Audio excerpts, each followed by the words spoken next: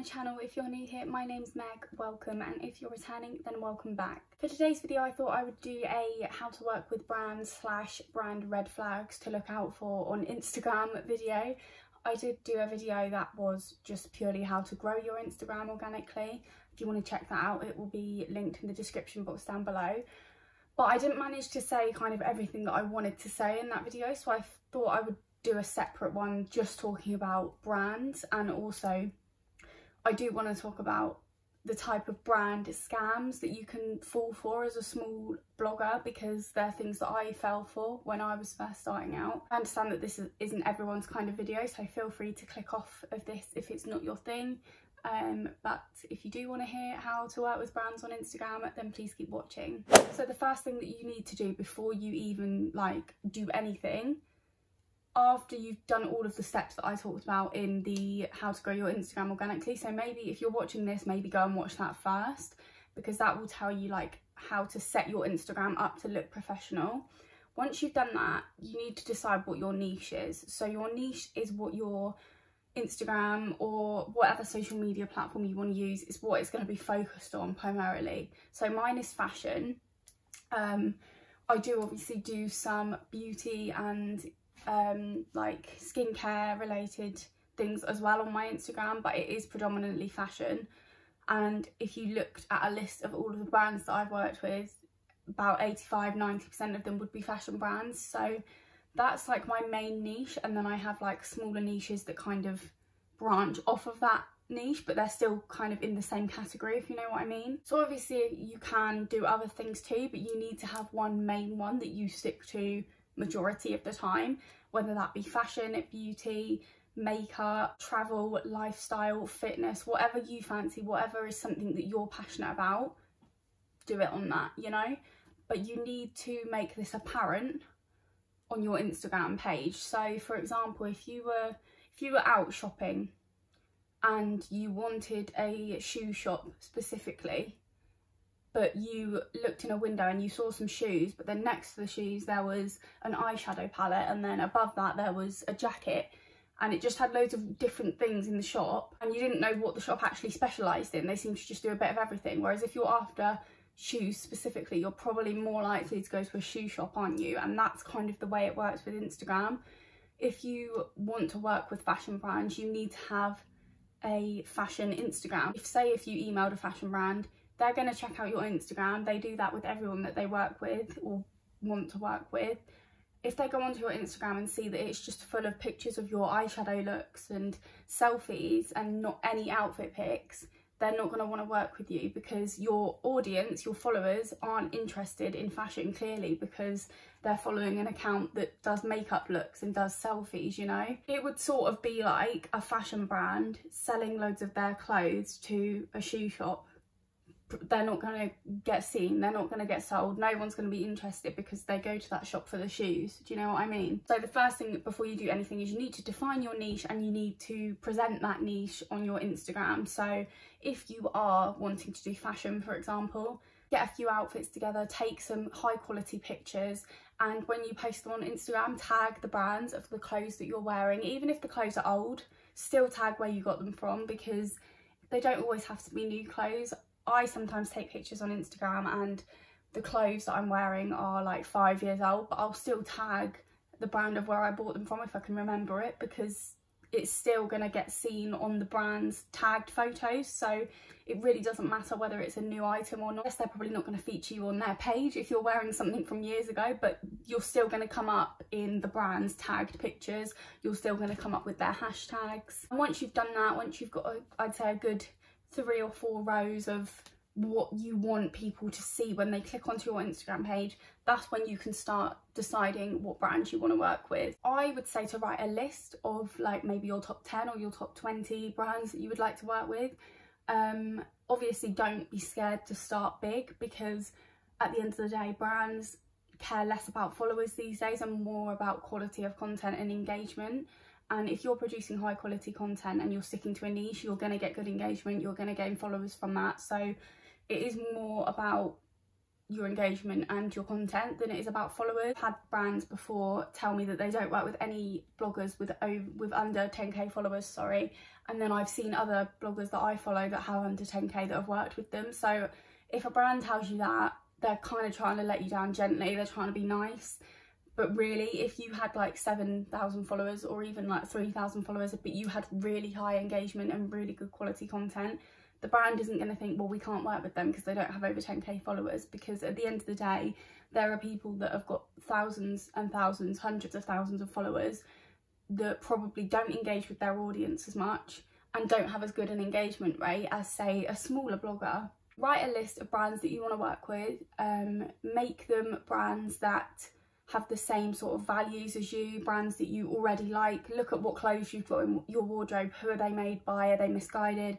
Are they I saw it first? Look at smaller Instagram brands as well, because a lot of the time, you know, bigger brands probably are more likely to gift you items because they've got more of a budget, but smaller brands more often than not need the promotion. Misguided, for example, they don't really need the promotion. Everyone knows Misguided, everyone already shops there. They still use influencers to promote their clothes, but they don't really need to, do they, realistically? Whereas smaller brands on Instagram that aren't as well known are more likely to need Instagram bloggers to help them build their brand, you know? Just have a look on Instagram, find some brands that you would love to work with. Do not work with every single brand that you see. Don't see a fashion brand and think, I want to work with them, because for starters, they might not have the same interests as you in terms of like what their fashion is.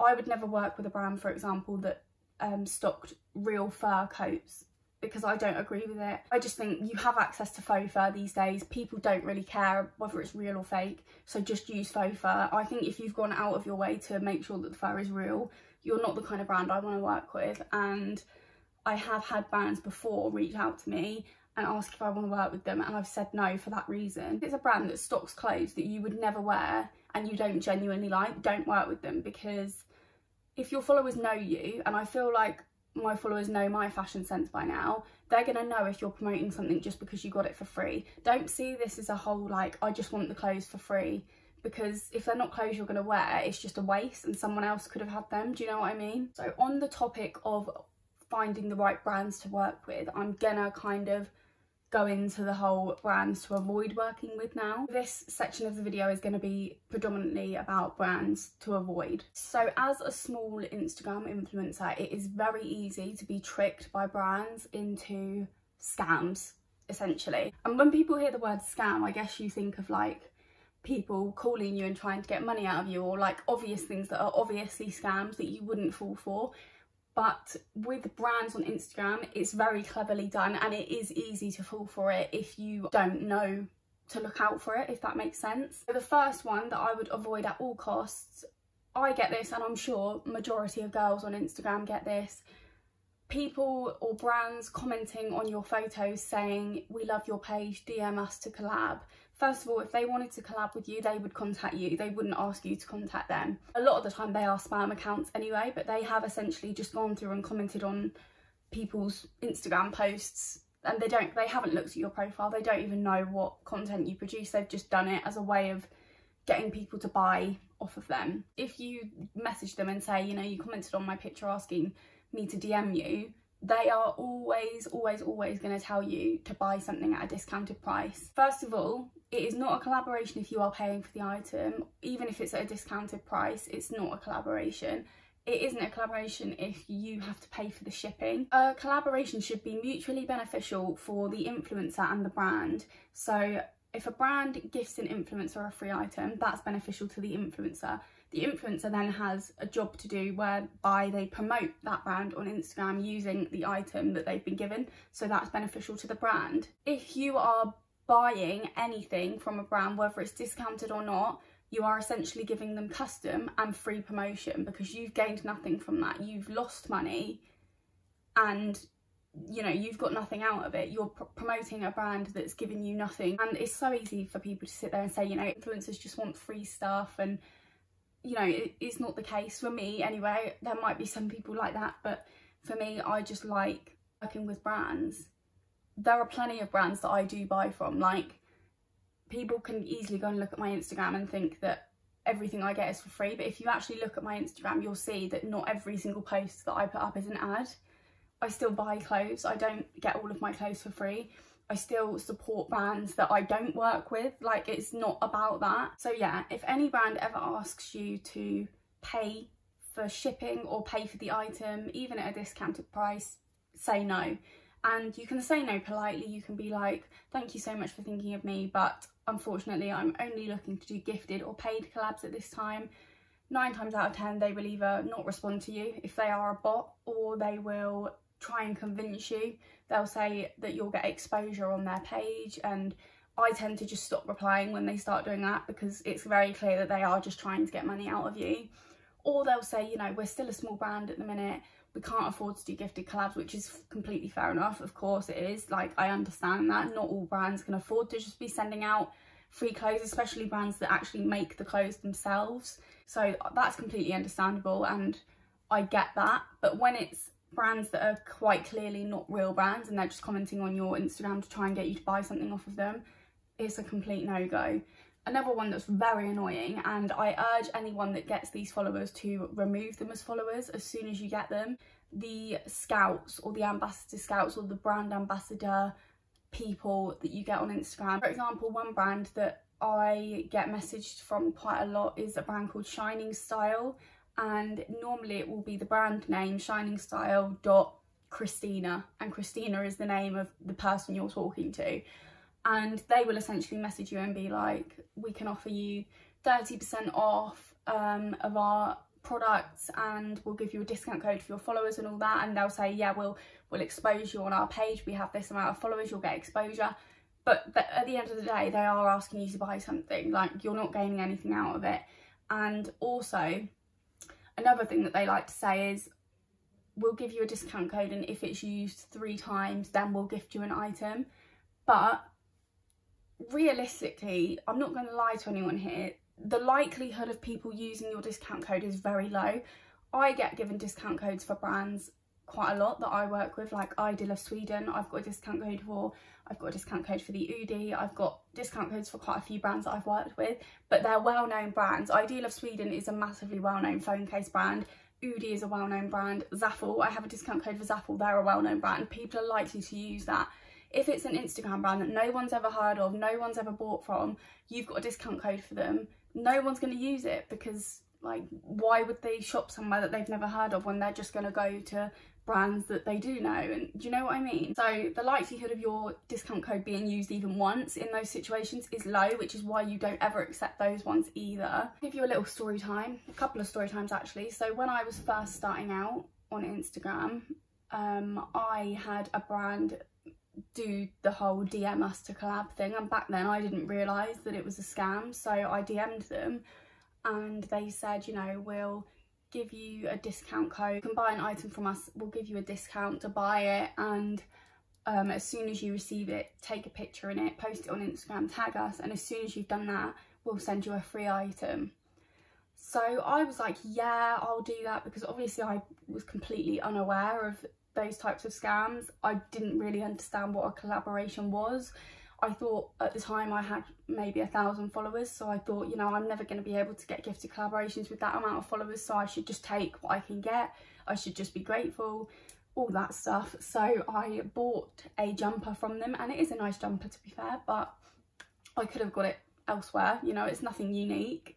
It arrived literally weeks later, it took forever to come.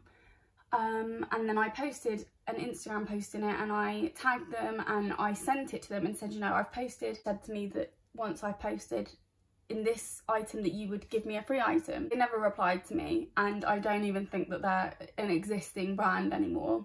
So yeah, I gained nothing out of that. I've also had brands before that have given me discount codes to buy something, I've bought it and it's never arrived, just one thing. I also had one, watch out for these as well, because these can be tempting. I had a brand reach out to me, they said, we'll send you some free clothes if you pay for one of them, which I know, like, probably saying it out loud sounds stupid, and you're probably thinking, Meg, why did you fall for that?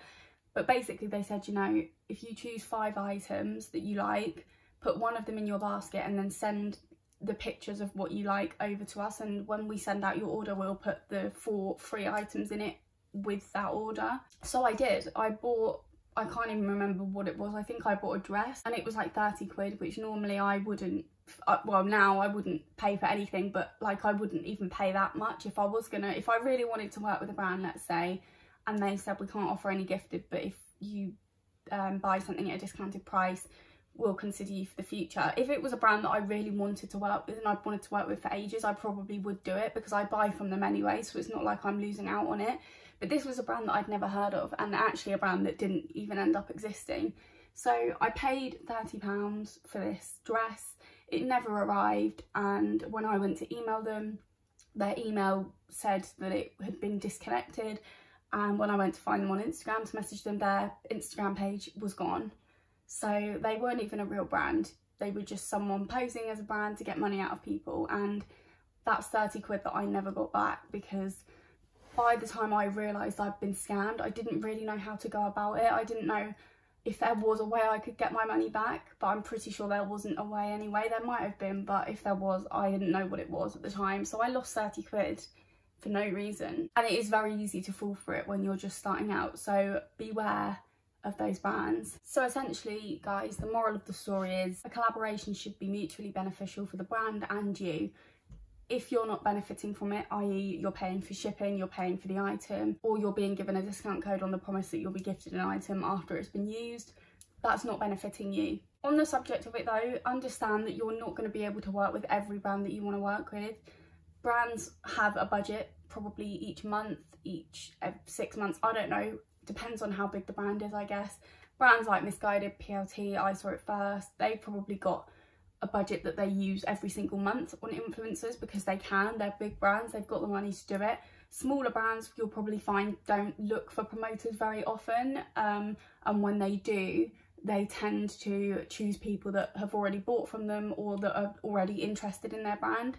Because at the end of the day, it must be hard for a brand to differentiate between someone that just wants free clothes and someone that genuinely wants to help them grow their brand and genuinely wants to work with them, because unfortunately there are a lot of people out there that do just want the free clothes and don't really care about helping the brand. So that brings me on to my next point. If you are lucky enough to work with a brand and they gift you an item, follow through with the promises that you've made. Don't just accept the free item and not post anything about it and just basically completely not do what you said you're going to do, because that's really unfair on the brand. That's why brands don't like working with influencers, because things like that happen, and essentially you're giving influencers a bad name if you do that. You don't even really deserve to call yourself an influencer if that's what you're going to do, because you're not one. You're just taking free stuff off of brands that have worked hard to create that for you and give it to you for free out of the kindness of their heart, and you've just taken the piss essentially. So, and very often you'll get reasonable collaboration requests, like a brand will say, we'll gift you one item of your choice, and if you could post on Instagram tagging us and using our hashtags and then just post a story about it as well, that would be great. That's a very reasonable collaboration. They're not asking too much of you, they're asking for a fair, I guess, reward in return for them gifting you a free item. But obviously you can get it the other way around, where a brand might take the piss out of you. Like they'll say, we'll gift you a free item, but we want you to make 3 posts out of it, put a story up, do a YouTube video on it. If you're a YouTuber, do a TikTok video. If a brand asks you to do that but they're only gifting you one item, recognise that they're asking too much of you for what they're giving you. For starters, it's going to be very difficult to make 3 posts out of one item without all of your posts looking the same. Do you know what I mean? It would be very hard to make one YouTube video about one item of clothing. So also in terms of, you know, sticking to what you've agreed with that brand, also recognise when they're asking too much of you. As you get kind of more into Instagram, you'll understand what's asking too much, what's too little, what is taking the piss, you know, you'll get to know all of that. The best advice I could give anybody who's trying to make it as a blogger on Instagram is genuinely love the brands that you want to work with. Don't just find a brand on Instagram and message them asking for free clothes, because they're not going to gift it to you because you haven't shown any interest in them. if you see a brand that you think you want to work with, follow them firstly, engage with their content, because if they see that you've actually taken the time to follow them and engage with their content and you genuinely like their clothes, they're way more likely to work with you than if you just message them. Don't even bother following them, don't look at any of their stuff. Essentially, if you're doing that, that is the equivalent for me to girls that message you offering you business opportunities but haven't actually followed you or looked at your profile. Do you know what I mean? I think that that is the equivalent, because you don't have a genuine interest in the brand, you just want free clothes.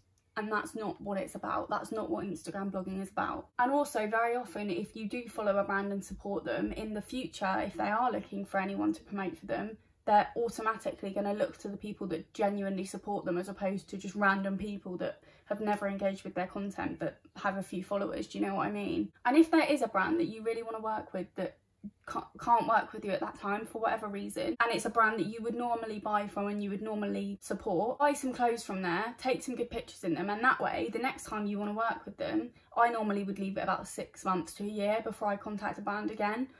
The next time you want to work with them, you can actually show them content that you've created for them that hasn't been like gifted or promotional. Do you know what I mean? Essentially, the brands that you want to work with, they want to be brands that you genuinely love and genuinely support and would wear their clothes whether they were gifted to you or not just because they're being sent to you for free. Because again, I've had brands reach out to me before that have asked to work with me, and I've looked at the type of clothing that they stock and it's not the type of clothing that I wear, and therefore I don't want to work with them, because my promotion on Instagram isn't going to be genuine, because I'm just doing it because I've been gifted the item, not because I genuinely love it. And that is where the huge negative stigma around influencers comes from, is people think that they're just telling you it's good because they've been given it for free. And a lot of people are like that, I'm not going to lie to you. But if you want to be a genuinely respected influencer, someone that people actually listen to and look up to, you need to be the type of influencer that genuinely likes the things they're promoting and it's visible that that is true. Last year there was like a big scandal with Shein because they were stocking swastika necklaces, I think that's how you say it, swastika, and they were also selling prayer mats, and obviously it was deemed extremely insensitive towards cultures. And it was around the same time that everything kicked off with George Floyd as well, so it was a very sensitive time and people were angry about it, as they should be, because why are Shein selling things like that? And it was something that angered me and like hurt me at the time, and it wasn't even something that offended me personally because it doesn't apply to me, but I was offended on behalf of the people that it did apply to, and I just thought it was just so wrong of them to do that, so I couldn't work with them for that reason. But obviously I was very vocal about it on my Instagram stories at the time, so if I did that and then say a week later I'm promoting clothes for them, people are going to be like, well, hang on a minute, last week you were slagging them off for what they were selling and now you're promoting their clothes for them. So finally, the last thing that I'm going to give you that you will need to work with brands is a media kit. I mean, I didn't have one of these for the first year or so of working with brands, so you don't like, they're not going to not work with you if you don't have one, but they're more likely to work with you if you do have one. I may do a separate video on what to include in a media kit, but you can also just Google it or YouTube it if you don't know what one it is. I will put a screenshot of mine on screen so that you can see what mine looks like, but essentially it's like a CV. So you'll have your name and your contact details on there, and I put my, what is even on mine, I'm trying to think now. I've got my name, some pictures that I've used in the past for brands that I've promoted for. And then I've got a little about me section, so how long I've been working with brands. You could put some of the brands that you've worked with if you want to. I've got my other social media platforms, so obviously I mainly promote on Instagram, but I also have my YouTube on there and my TikTok. Not that I have ever promoted on TikTok. I've done a few YouTube collaborations, but nothing on TikTok. But you know, the more platforms you've got, the more likely a brand is to work with you. I've also got my email on there.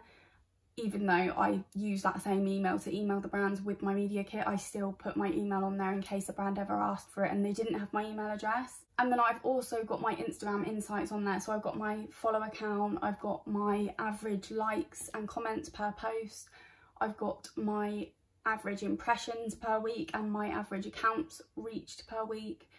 And then I've also put on there my YouTube subscribers and my TikTok followers, just in case they wanted to consider me for not just Instagram. And the next thing that I'm going to say is always email a brand, unless it says in their bio DM to collab. or DM for collaborations, always email them, and always try and find a PR email specifically if they have one.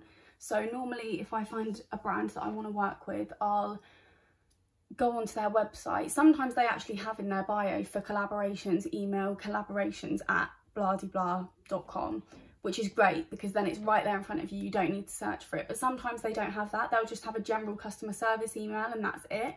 And you don't really want to be talking to customer service people. You want to talk specifically to the person that's in charge of promotion and Instagram influencers and things like that, because very often if you send it to the customer service email, they'll say that they pass it on, but they might forget. You know, it's not at the top of their priorities to pass those kind of emails on. So it's always easier, I think, to find a PR email if you can't find it on their website, because I would normally go on to their contact section on their website, and very often if they have a separate email for PR, they've got it on there. If they don't have a separate one, you could always message them and be like, do you have a PR email? Obviously don't just say that, just say like, hi, how are you? I'm Megan, I'm a fashion blogger. I was just wondering if you have a PR email that I could send over some information to. And 9 times out of 10 they will either say, yes, we have a PR email, this is it, or they'll say, we don't have a specific PR email, but this is our email address that you can send over the information to. And also, if you know the name of the person that's in charge of PR, address the email to the person rather than the brand. Essentially in an email I'll always say hello either to the person that's in charge of PR, or I'll say hello to the brand.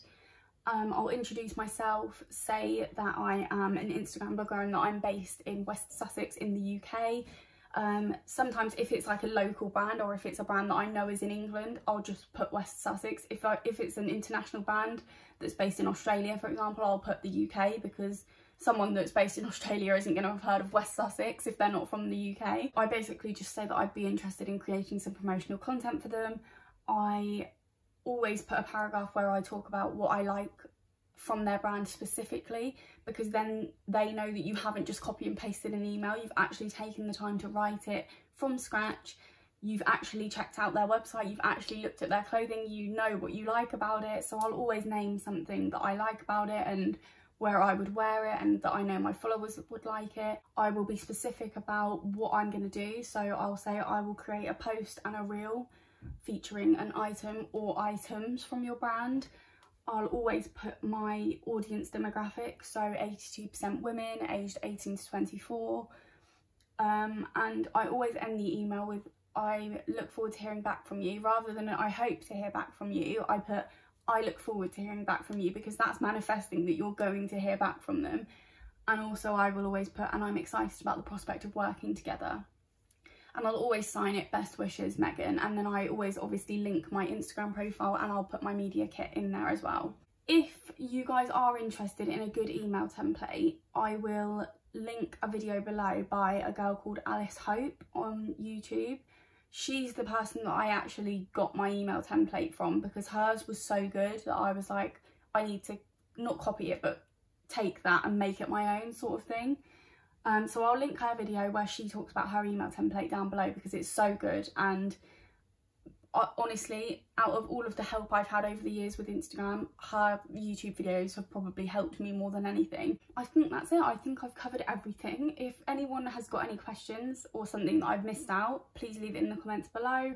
Or if anyone ever does need any help with it, then please feel free to DM me on Instagram. I'm always open to helping people, because I was very up for help when I was first starting out on Instagram. So yeah, I hope I've covered everything. I kind of lose track where I go on such rambly, not rants, but like I go off on tangents. I know I do it. I can never change. I'm sorry. I did write down 5 main points, and they are: 1, define your niche; 2, create content that represents your niche that is high quality; 3, write down your list of brands that you would love to work with. Find brands you have a genuine interest in, that have the same values as you and that you would buy from, whether it was gifted to you or not. Before, I've just put email and media kit, because that's always the better option. It's more professional, and media kit to include in your email. And then 5, I've put follow through with your promises. So if you work with a brand and you agree to post on a certain date or within a certain time of receiving the item, make sure that you prioritise that.